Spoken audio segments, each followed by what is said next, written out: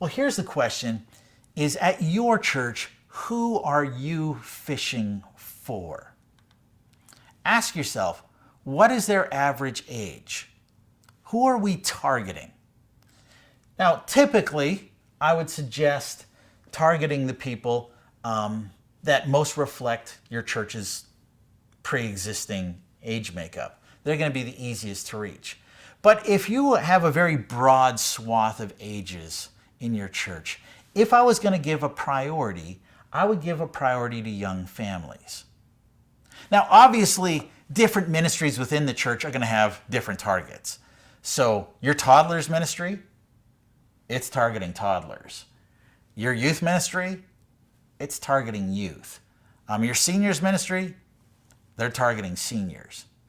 But if you're looking at an overall target, I would most recommend targeting young families, and to do so for 4 different reasons. Number 1, the millennial generation is the largest generation in history. Number 2, the millennial generation, at least in the English-speaking world, is the most unchurched generation in history. Number 3, the millennial generation is one of the most open-minded and easily reached generations in Canadian history. It is easy to reach millennials. And then number 4, and this is more of a philosophical issue, but fundamentally, the church is a relay race through time. And it doesn't matter how fast you run your leg of the race, if you do not hand the baton, the team will lose. So if you don't have an age in mind, I generally recommend targeting young families. What is their location? What neighborhoods have these people in them? What neighborhoods are easier for your church to reach, either because they're closer or because they share demographic similarities? What are their felt needs? Remember I mentioned in talking about Joe Pagan becoming like the Apostle Paul, I asked the question, what keeps Joe up at night? Well, that changes neighborhood to neighborhood, community to community. And some communities are very poor. What keeps Joe up at night is Joe doesn't have enough to eat. Joe has no shelter. He's got nowhere to sleep. And in those communities, supplying physical needs is going to make excellent connections with Joe.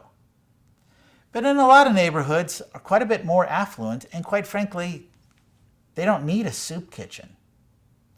So in those neighborhoods, they might have instead security needs. These people, they have enough to eat and they have somewhere to stay, but they don't feel safe. Maybe they're in an abusive relationship, maybe they're afraid of being beaten. They're looking for a safe place to be. They have their physical needs met, but not their needs for security. Slightly more healthy neighborhoods, it might be more the need for belonging. Now this is legion, quite frankly, across the planet, not just in the English-speaking world, that loneliness is a major, major, major issue. People need to belong. And our world is getting colder and colder and colder and colder. In the English-speaking world, our bars, our clubs, our pubs, they're emptying. There's nobody in there anymore. It's very, very hard to make an actual connection, an actual friend in the digital age. Still, other neighborhoods, it may be the need for self-esteem. The things people regularly say to themselves in the mirror is, quite frankly, horrific. The way they talk to themselves. They speak to them as if they were their greatest critic and greatest enemy. And how good is it to have your greatest enemy and your greatest critic inside your head 24 hours a day? That's not good for anybody. But a lot of people, it's their sense of identity. Who am I? That's their biggest need. For others, it's their need of significance. They might have all the money. They might have all the toys. But isn't there more to life than this? They're still men and women made in the very image of God, and they are spiritual beings.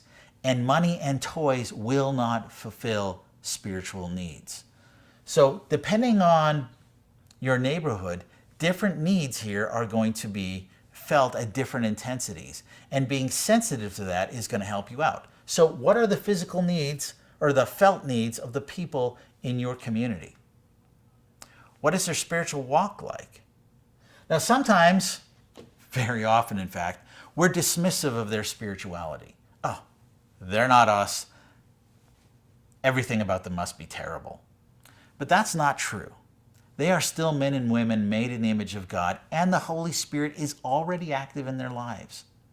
So they actually already have a spiritual walk, and some elements of that walk is already positive. We see this with the Apostle Paul when he visits Athens. Now, he's disturbed by all the idolatry that he sees.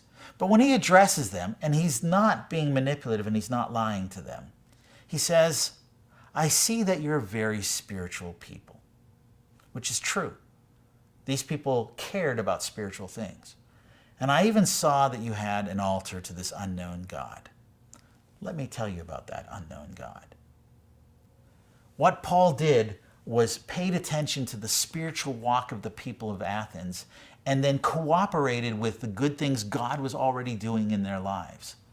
So in your neighborhood, what are these people already kind of getting right spiritually, where you can come alongside and cooperate and then lead them to Christ? What are their cultural distinctives? Now, maybe we're talking about people who belong to a specific ethnic group. Maybe it's a subcultural group. Maybe it's a hip-hop kind of group, or it's a country music kind of community. I don't know. But are there cultural distinctives? When we're going to be fishing for people, we should be mindful of who we're fishing for.